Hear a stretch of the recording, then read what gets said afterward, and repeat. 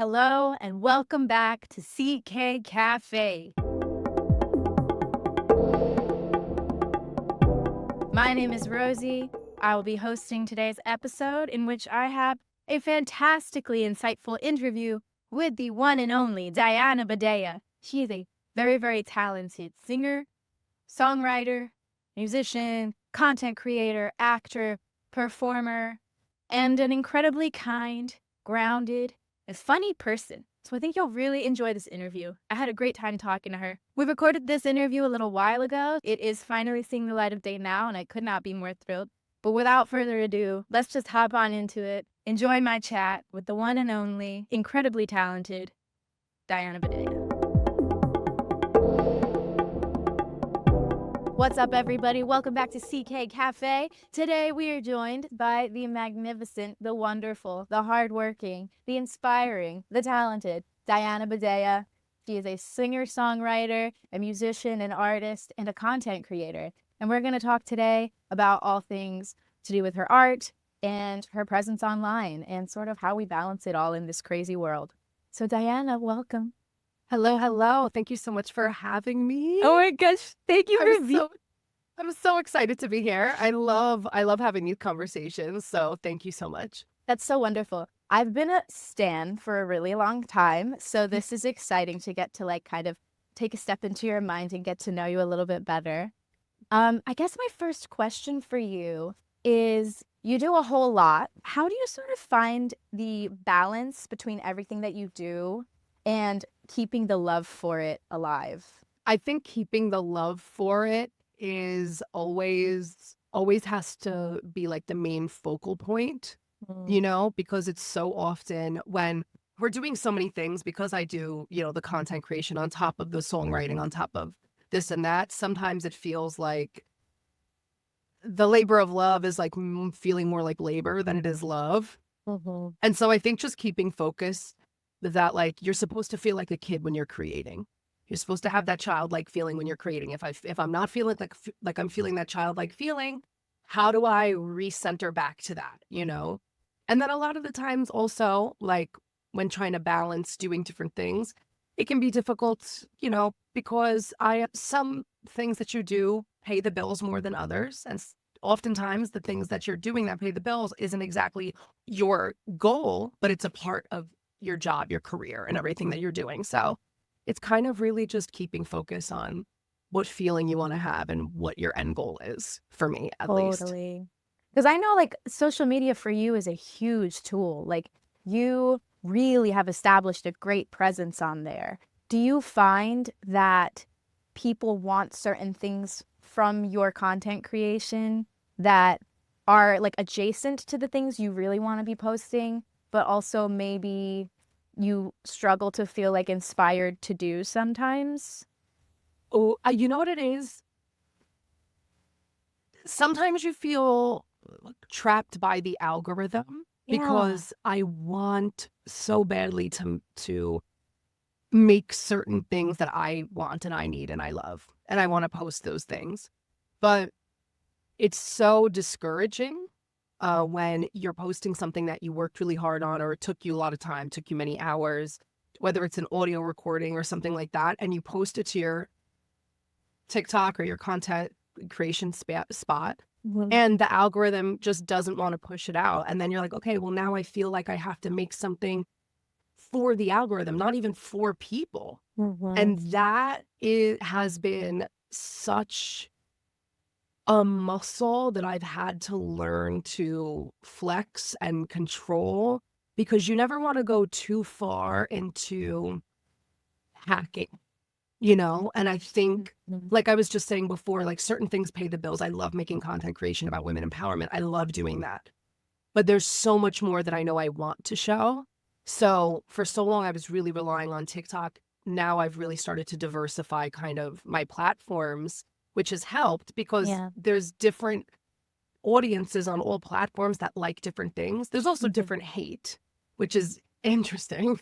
But it's kind of also allowed me to feel like if I can diversify my platforms and I can kind of take inventory of what people are saying and their opinions and what they like and don't like, when the algorithm does hit on the thing that I want to make, I'll feel like, okay, like it's okay, we're on the right path. But it does get really confusing at times. I'm not gonna lie, it does get very frustrating. So interesting. You mentioned that with different platforms comes different kinds of hate. I'm also like, I'm relating to that a lot. I found that to be the case. Um, with all sorts of, I guess, haters or like, people who just got too much time on their hands. Mm-hmm. How do you sort of navigate not letting that get to you? Because I know on the surface, it's very easy to say like, why should that matter to me?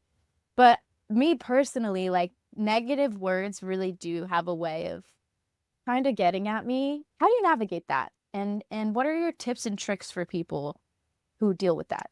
I will say the best thing that I've learned when receiving a lot of negative hate comments is like, let them go at it, let them do it. I've tried to find the light in it where I'm like, oh, you want to give me more engagement? Please. When there's arguments in my comment section about something I did, said, look, whatever, go for it. Do your thing. I also got to a point where I was like, if I want to be in the position that I'm aspiring to be in, would I ever let this one random person from the middle of nowhere on a fake account, like, would I put out a statement about that? No. Like, what? Literally the idea of like, what would Beyonce do? Like, I started realizing, like, in a way, attaching my feelings to somebody that I would never. My friend Kat says this, and she's like, anybody who's ever talked trash about me has never been anybody that I've wanted to trade places with. So, yeah, oh, she's a gem dropper. But that's what I think about. I'm like, there is so much hate. There's a lot of hate from, I will say, like, older generations, because I think a lot of what I say and do can be considered pretty unconventional for them, especially stuff about like body positivity. That stuff, when I post that on TikTok, people love it. When I post it on Instagram, people like it, and then usually I'll get hate from like men. When I post that on my Facebook page, on Facebook Reels, the Karens and the Lisas and the Deborahs, they are, oh, honey, that looks horrible on you. Honey, you look ridiculous. You look like I'm getting like skank. Like, when was the last time anybody called anybody a skank? Like, that's a 2003 term, That's crazy. And I just kind of realized, like, I can't pay them any mind, but that's another type of just muscle you got to flex. Now, I will say the one thing about getting hate that really scares me is the dog pile, because oftentimes, and I've noticed this with myself, oftentimes if I see a video on TikTok and I don't necessarily think like anything of it at first, you go to the comments, somebody writes a comment that is like, why would she say blankety blankety blank though, right? And it's something that most people wouldn't catch, but somebody felt offended or annoyed or didn't like something about something. Then somebody was like, oh, you know what? Yeah, you're right. Why would she do that? Wait, I didn't even see that. And it kind of starts churning in people's brains, and all of a sudden it turns into a dog pile. That's what scares me, because a lot of like this cancellation and negative energy and negative comments sometimes turns into sport. And to that, I would just delete the comments so that you can't comment anymore. Yeah. My favorite activity is when somebody will write me a thesis comment and they're like on their phone all day, clearly unemployed. And I'm like, I'll just be like, listen, I didn't read this, but I know you put a lot of work into it. Your mom would be so proud. This is getting deleted. Thank you so much. And just delete it. That's amazing. Yeah. Oh, I feel like that's the best way to handle it, because that would make me mad if I spent 20 minutes on something and it was gone. And they are working. I'm like, put this energy into something else. As honestly, That's so good. I try to have fun with it. Like, somebody said something in a comment like yesterday about something body positivity, which is why I brought it up. And they were like, nobody is upset that you're curvy. We just think everyone's saying what you're wearing is inappropriate. I'm like, honey, I'm not going to take advice on what's appropriate in New York City from a mom in her 60s. I've seen you guys' work. You guys are coming to the club in Skechers. I'm fine. I'm not going to take what's appropriate from you, my love. I'm okay. I'll survive. My gosh, that's You just so kind of have to funny. have And fun with clearly the it's clapbacks. working. Have fun. Yeah, period. I love that. Yeah, I admire your ability to like just be so confident through it all and like not let anything anyone says get to you except the positive things which you really internalize. And I think that that's beautiful because that's what it should be. You should appreciate the positive things and you should pay no mind to the negative things. I think that's really great. Yeah, it's definitely a filter. I'm like, oh, I want to Hmm. be upset. I want to be annoyed and upset. And then I'm like, but does it serve me? It's like a manual switch. I'm not gonna, it's a manual switch Mm. until it's not, until it's autopilot. Yeah, totally. So to talk a little bit about your music now, I have a feeling you have a few things brewing, Hmm. which I'm really excited about because your last era was Thank incredible you. and I listen to your music all the time. Actually, your song, As with the Healing Stone, that's one of my like favorite songs of all time. I Really? play it for everyone. Yeah, like I'm like want to hear the most beautiful song you've ever heard. Ask Ethan, I literally play it for Oh my everybody. But God. it's so stunning and Thank gorgeous, and I'm you. obsessed with you and your voice and your music and your like your voice in like the things that you say in your music. I think is so Thank you. needed. Oh my gosh, you're so welcome. Thank you for doing it.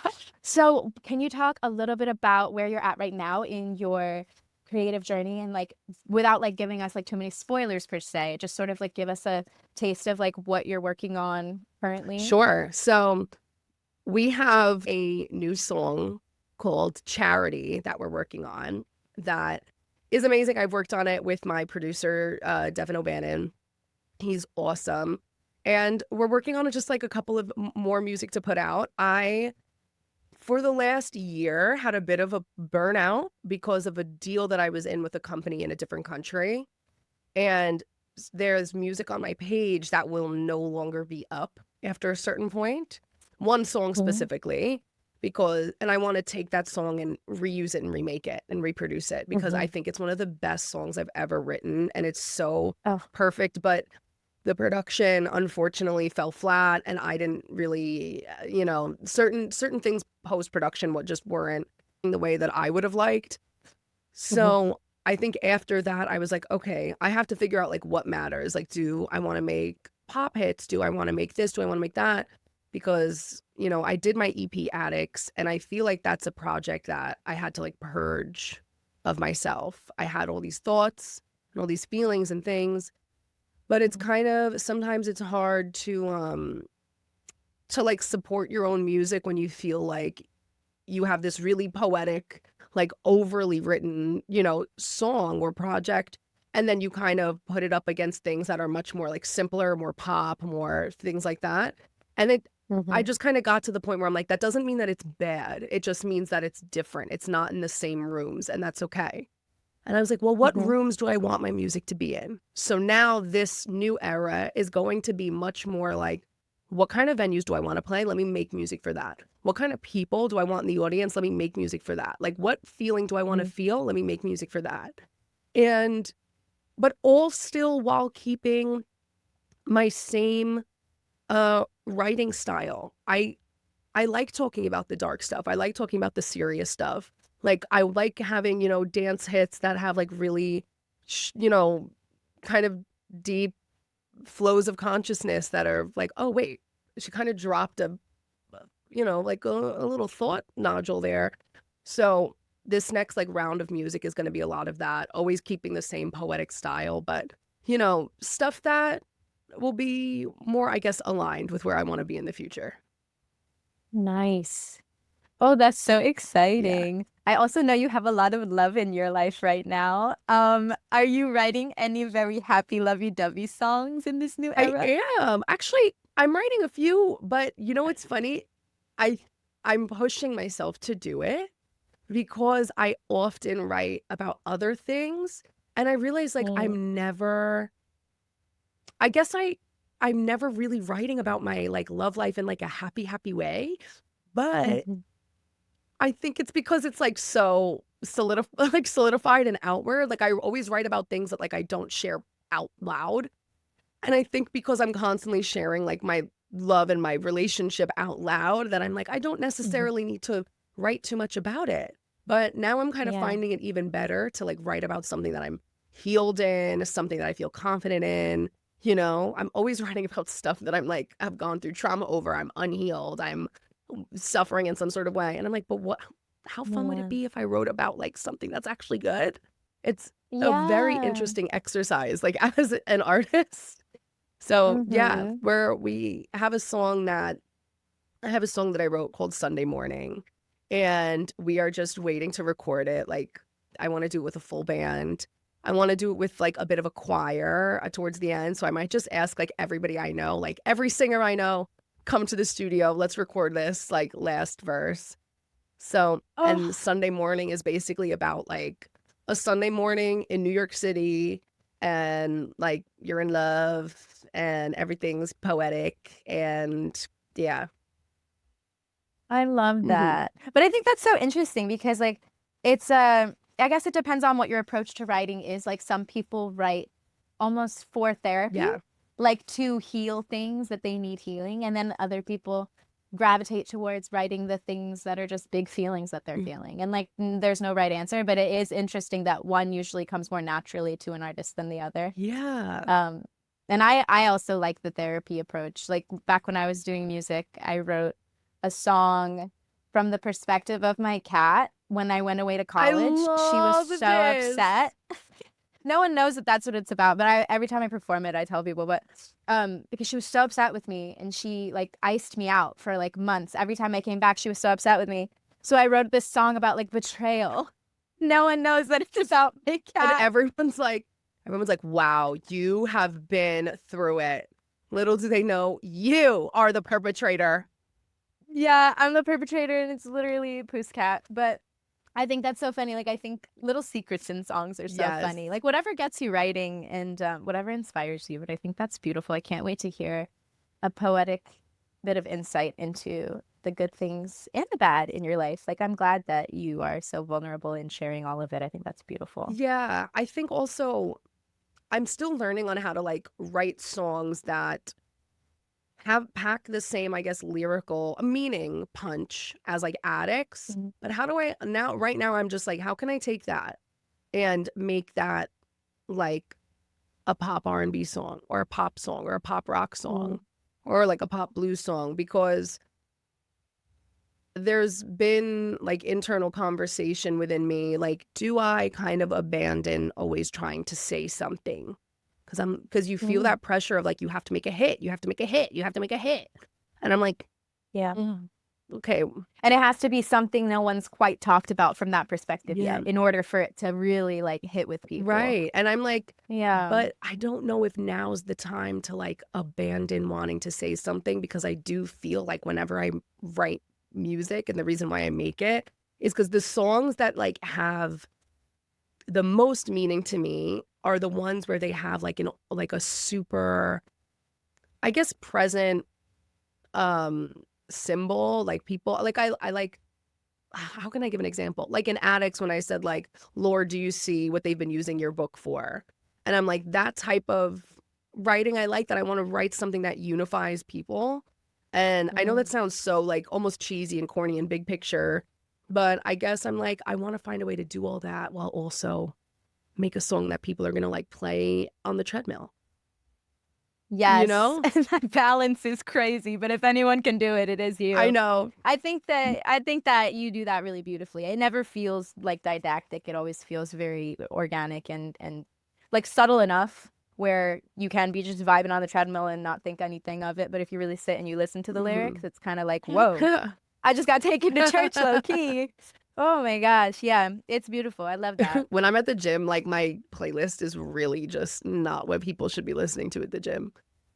What do you listen to? Oh, I'll listen to like big ballads, and I'll just like imagine singing like a crazy bridge big ballad. It's my favorite thing. I love that. And like, that honestly might work. oh, it's amazing. Like, oh my God, you feel so powerful. I'm like, sometimes I'll play like the bridge of a song over. I'm like, play that again. That was so good. Like, or Hamilton, the soundtrack. Oh, if you've ever done that at the gym, you will feel, I was like, I'm like a bodybuilder right now. Like, I'm killing it. Oh, It's crazy. I have to. I have to do that. I've been obviously Hamilton's having its 10-year moment, so I've been revisiting her, let's Oh, say. I listen to it all the time. It's so good. I love that trend on TikTok right now. It's I am killing me. obsessed with It's so the funny. creator Ashby. I'm just obsessed. I love her as the Lorax. It's so good. Do you do TikTok lives? Speaking of, that's such an organic segue, but how do you navigate that? So I used to do TikTok lives like almost every single day when I would do my makeup, but I don't feel like I'm necessarily good at it because my TikTok live will never get pushed out. It'll be like me and like the same like 10 people over and over again, and then like log in Yeah. every day. And I'm like, hi, like it feels like we're running like an AA meeting. It's kind of sick. And hi everyone, welcome today. Like, you know what I mean? But yeah, 2 days ago, I went on TikTok live and I was like, let's just talk hot topics. We start talking hot topics. We start talking about Love Island. Like this pop Love. culture, like if I could do just a pop culture page, I so would. And I have to refrain myself from making too much commentary about pop culture. Like Diana, focus. Mm. Music and body positivity stuff, please. And I started talking about Love Island, the Love Island reunion. I put a picture behind me of the cast. I'm talking about it, and like I said one thing about Huda, and her little minions start crawling out. I'm like, oh my God, there was like 400 people in the live. I'm like, oh God, this is a lot for me. This is a lot. So Yeah. yeah. I also like lives scare me because it can be really chill 1 minute and the next minute, like you said about dogpiling, like you don't know who's gonna come into that And they live and could like, start something like, and they oh, do. And then if you like trip up on your mm-hmm. words, if they ask you like a really sensitive question, you trip up on their words and be like, wow, that's what you think. And I'm like, wait, no, hold on, wait, stop. And also, No, like, I was screen recording this. right. Yeah. Oh my It's God. very terrifying. It's stressful. I like being in control of the content that gets Yeah. put out there. So lives are tough for me. And it's hard because like sort of what we were saying about the algorithm, I do feel like certain platforms do prioritize creators who use all of their tools. Yeah, I know. One of them being live, another one being TikTok shop. But I don't want to be selling things to people. I tried to do that for a little bit and I was like, I hate this. Like there was an agency that tried to reach out to me and they were like, do you want to sell stuff on TikTok shop? I was like, I don't want to make these types of videos. Like it doesn't really fit into my content. And then I've never made that much money from it. I might try it once if it's like a dress I really love. But like there was a time where I was trying to do it for like they were sending me things like that I just didn't. I'm going to go on my page about creation and body positivity and be like, look at this vacuum. Like what? Like what? Just doesn't fit, you know? Yeah, that's what I've been struggling with too. Because I would do it if I like really believed in the product, or like I know that dress, the green dress. We all know the iconic green dress you have. Yeah. Like if you sold me that on TikTok Shop, I'd be like, put it in my cart, you know? So like things that are very like clearly the creator truly loves. Yes. It's cool. You know, and I was Yeah. so like that would have been a great video to do it because I directed people to that link and it's on Amazon. And I'm thinking like, oh my God, like there's so many people watching this video. And mind you, I put it across TikTok, Facebook, and Instagram. And across all, you know, 3 of those platforms, it's gotten millions and millions and millions of views. And I was like, I have no idea what potion is in that video because I didn't even think it was like that crazy. I have no idea. So many people clicked the link. So many people bought the dress, and I'm like, oh my God, I'm gonna make so much money. I've never made money like this before. No, because Amazon, it's only like 2 to 3%. TikTok Shop is like 10 to 20 to 25% in some cases. People are making so much money. So much money on TikTok Shop. That's why for me, I'm like, oh, it is tempting though. Like if it is tempting, but that is tempting. But you just don't want to, I'm like, I don't want to like go away that jeopardizes the trust I have between me and my audience. Cause I don't like people feeling like they're being sold something, you know? Yeah, absolutely. I think like a safe bet is just do it when you genuinely rock with a product and you just want to put people on. Yeah. Because I would trust, like, if you came on and you were like, listen, I've been using this skincare. It's so good. Like, I just want to tell you about it. Get it if you want. Don't if you don't. I would get it. Like, I would trust you. You know what I mean? I have a couple videos like that because I'm like, I also think when when the TikTok shop thing doesn't exist on the bottom, people are more receptive, you know, because seeing that TikTok shops, it makes me want to scroll too. But every now and again, I'm like, oh, I don't know. You can't fake that. That somebody will put something on. I'm like, ooh, or they'll do something. I'm like, ugh. I will say my fiance got with a online ad. Really? Yep. He bought the toothpaste, the one where they do. Have you ever seen those videos where they'll like have 3 cups of dirty water and they'll use like the same 3 toothpastes. And there's this one toothpaste that's like pink and blue and is like, and it comes in a weird sparkly tube and it's sparkly and it like whitens everything up. And he gets it. It is the most, first of all, he was like, oh, they're doing a buy one, get one free or buy one, get one half off. He got 2. Okay. It is the most disgusting toothpaste I've ever had in my life. Oh, no. Ever. I'm like, this is. But does it work? Does it give you pearly whites? I mean, yeah, but it's also, it like foams so much that I like gagged. I was like, I can't breathe. But yeah, he got pretty bad. Oh, man. Yeah, it's tough Navigating TikTok's hard for everybody. Ugh, man. So, okay, what are some of your goals with social media moving forward, and what do you think the future of artistry online is sort of heading towards, or what do you think you online will look like maybe like 5 years from now? What's your hope and your goal? What are we manifesting? Oh, I am 100% manifesting so much more engagement. Like, I am really leaning into the fact of like, I don't want to shy away from content creation. I think for a minute I felt a little ashamed because I felt like I was like a sellout as an artist.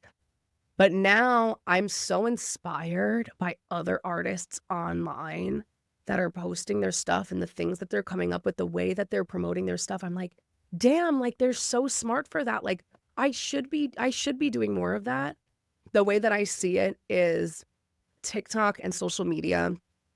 I love it. I love making content creation. It was never in the plan, but oh my God, did it transform my life and career and give me so much freedom. It's given me so much turmoil and stress, don't get me wrong. Like, but my goal really is to use this as a tool for my music. And I don't think that I will only ever be a singer, an artist now, because I'm like, I see how content creation and posting online brings community. It finds you your core audience.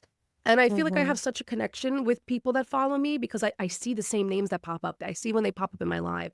I see when they DM me. The messages I get, I'm like, that I'm doing something right. Even if I feel frustrated, even if I'm not where I want to be, I'm doing something right. If I'm getting messages of people being like, you saved me during this time. You helped me leave my abusive husband. You helped me take my children to a domestic violence shelter. You made me feel so strong. I listened to your music and cry, even though I'm like, I feel like I haven't put out enough music. My vision is I want to be touring. I want to be singing around the world, and content creation can be the vehicle to do that and to get there. But also I love the idea of just finding other things as well, being in entertainment and, you know, hosting things as well. I just like to give good energy, good positivity, and be that breath of fresh air, even if it doesn't rub people the right way. I don't need to be liked by everybody. So my goal really is music, touring, and just kind of, you know, proving every negative stereotype for women wrong along my way. I thought I was going to pop off and, you know, I thought I was going to pop off at 21. Thank God I didn't. I look back, I'm like, oh, well, now it's okay. I'll be more successful at 26. And now I'm 28. And I'm like, but it's okay. Now I'm getting married and I'm having these thoughts of like, I want kids. And I had this big conversation with Dano where I was very nervous. And I was like, I feel like I just sacrificed my whole life for my career and I'm finally getting where I'm going. And now like, we're going to have kids in like a couple years. And I'm like, wait. So internalized misogyny. All these other women, Victoria Monet won her first Grammy at 35, has a child. I'm so excited to see just how big my life is going to get, and also just like reach out to other artists and everything and see how we all help each other, and like we all rise at the same time, because that's how it's always how it happens. So Yeah. yeah. That's so beautiful. I think I see that for you too. I also see you have such a vibrant personality that I think really sets you apart from any artist I've ever been really tapped into before. Because you show up so authentically as yourself always. And I think that is probably such an inspiration to so many people. And I think that if there were ever somebody to really capitalize on social media to get their art out there, you were just the perfect person for it. Thanks. Because yeah, it really reads so authentic, and it's just like having a friend. And that is something that when you feel like you have a friend and then that friend makes art and then that art resonates with you, it's just like an indescribable feeling. You can't really get it anywhere else. And I get it when my friends in real life make art, but to just discover someone online and feel that same way about them is so special. And I think that's going to be what gets you exactly where you intend on going. Thank you. That's so nice of you to For say. sure. That's so nice of you. Oh my gosh, of course. Yeah. This is how I feel. I really rock with you. I like what you said too about coming up as a group of artists, you know, like all keeping our heads down, working hard, supporting one another. I used to feel weird about like supporting my friends and maybe not getting that same energy back or whatever. But when you remove like the expectation of reciprocation, you find the right people naturally, Right. who genuinely also like equally rock with you. And it's been such a blessing these past few years, like connecting with you, connecting with our other artists, friends, musicians, filmmakers, whatever. Like I feel like it is in your like late 20s where you really do start building that true community. It's so true. I think like, especially as women, we've always, and like growing up with like pop divas and Disney Channel divas and all the stuff and seeing their things, we're like, we want to do that. We want to be that, especially if you're artists and creatives. But you don't realize that a lot of these people were set up for success like before the age of 7. We see how girls in entertainment are treated, and we're taught to look up to them, and so we think we have to mirror their exact journey. And so I think as a kid I was always like, I'm never gonna get there because my mom and dad can't, you know, they can't pay $2,000 for headshots. Even if they could, we didn't even know what to do with them. Like I wouldn't even know where to put them, where to send them, wherever. You know, that's why I think also social media and the internet is such an amazing thing, because now it's like, you know, you could put it on casting networks or wherever and just kind of start submitting and stuff like that. But what I've realized is everybody that I look up to that does have a similar journey to me, where I'm like, wow, they're killing it. Like I would love to be on that journey. They all popped off in their 30s. They all popped off in late 20s. All of them. And anytime that I've ever been in a big room or office with somebody that of high esteem, that, you know, a lot of people like fight to get in those rooms, every time they're talking and telling a story about people that they work with, they always say without fail, oh, I've known him for 15 years. Oh, I've worked with him for 20 years. Oh yeah, we grew up together. And it just always reminds me that like true success isn't always reaching upward and trying to climb upward. It's reaching to the sides of you and call it like coming up together. Everybody kind of helps each other out, and then you kind of find a way to, oh, she got to step up. Okay, she's pulling down to pull me up with her, you know. And it's all about camaraderie, you know. That's why for me, I guess it's a fault for some people. It's not always about money for me. I just kind of want to make stuff. I just want to make stuff with my friends, and I want it to be insane high quality and look amazing. And people are like, oh my God, how did you do this? How did you work this? How did you do? Me and my friends did it together. Like, you know, so a lot of it is about camaraderie, and it's okay. Like, listen, Diana Ross was singing in Central Park and she was like in her 40s, looking hot as hell. Oh, I love that. You're so right. I also think, if it was about money, we would all be doing different things. Yeah. At this current stage, It's about making really good quality stuff and trusting in your skills and your creativity and your community, and we'll worry about money later. The money will come. The money will come as a The result. money will come. Yeah, it'll come. Exactly. And that's why I like having friends who are artists in their respective fields, because I feel like we have similar values in that sense. Like, we all put art and community above everything, and I think that's so special. Yeah, very much so. Very much so. That's why I love watching what you do, and I love watching what Ethan does, and I'm always like rooting for you guys from afar. I love seeing your work. Always, always, always.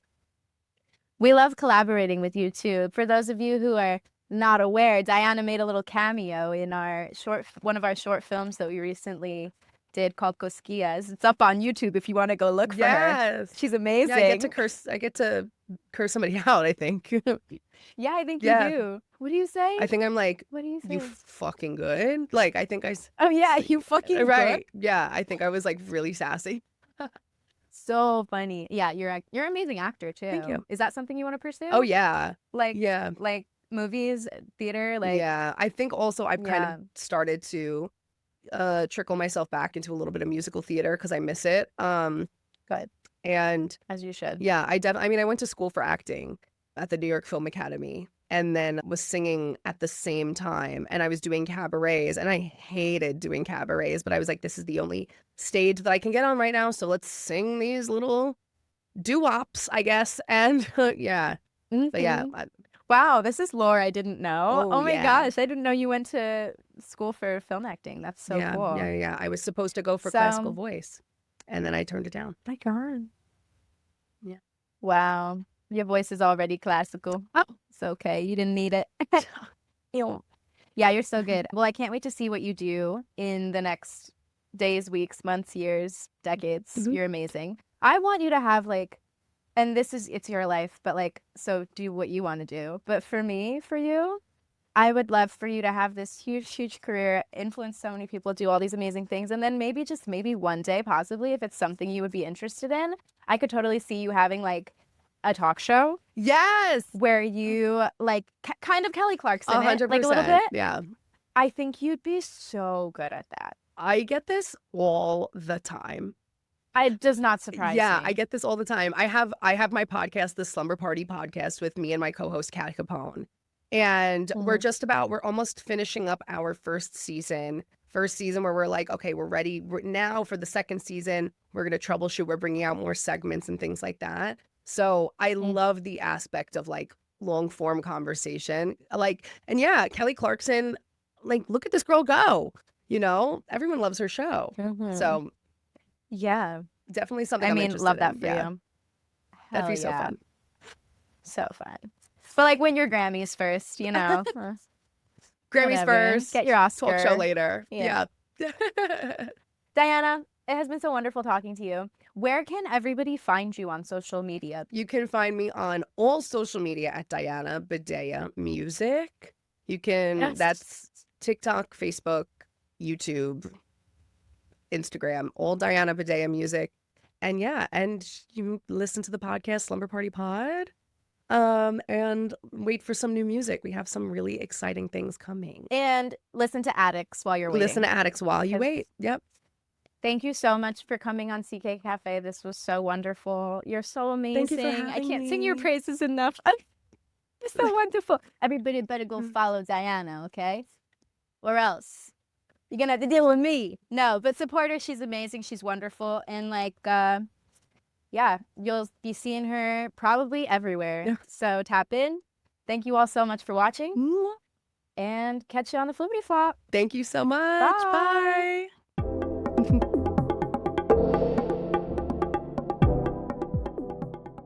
Thank you all so much for watching. I hope you enjoyed that chat. I had a lot of fun. Diana's amazing. Make sure you check her out on social media. Follow along on her music journey. Tap into CK's socials as well. We got a lot of exciting stuff coming. More episodes of this podcast, some films, some theater. So you don't want to miss it. I promise you. Hopefully this inspires you to go out there and build your network and get creating with your friends and take your success this year into your own hands, because it's really not about waiting around for opportunities. It's about creating them for yourself. And with that, Thank you so much for watching. I'll see you in the next one. Goodbye.